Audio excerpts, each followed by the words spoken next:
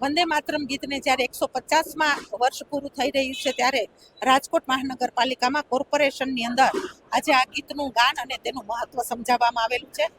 પદાધિકારીઓ, અધિકારીઓ, કોર્પોરેટરશ્રીઓના બધા ઉપસ્થિત રહીને આ ગીતનું ગાન કરવામાં આવેલું.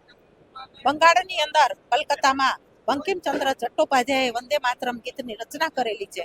જ્યારે દેશમાં આઝાદીની ચળવળ ચાલતી હતી, અંગ્રેજોનું ખૂબ જોર જ્યારે હતું, ભારત દેશ ગુલામી ભોગવી રહ્યો હતો, ત્યારે આ મધ્ય ભાગની અંદર વંદે માતરમ ગીતના નારાથી ક્રાંતિકારીઓમાં એક જુસ્સો અને જોમ ચડતું હતું.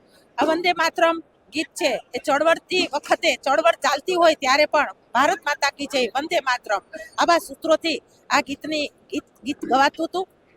સમગ્ર ભારતની અંદર માનનીય વડાપ્રધાન નરેન્દ્રભાઈ મોદીની દૂરંદેશી દ્રષ્ટિને લીધે આજે જ્યારે વંદે માતરમને 150 વર્ષ પૂર્ણ થવા જઈ રહ્યા છે ત્યારે વંદે માતરમનું આખું ગીત ગાઈ અને કાર્યક્રમો કરવામાં આવેલા છે.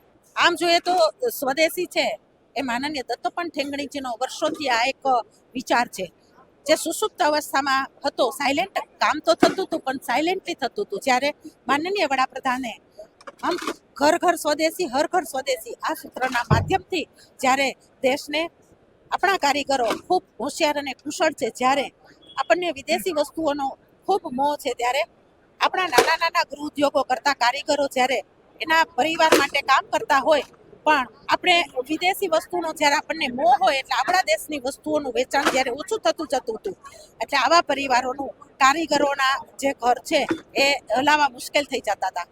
પણ જબ બાજાર જાયેંગે માલ સામાન સ્વદેશી લાયેંગે.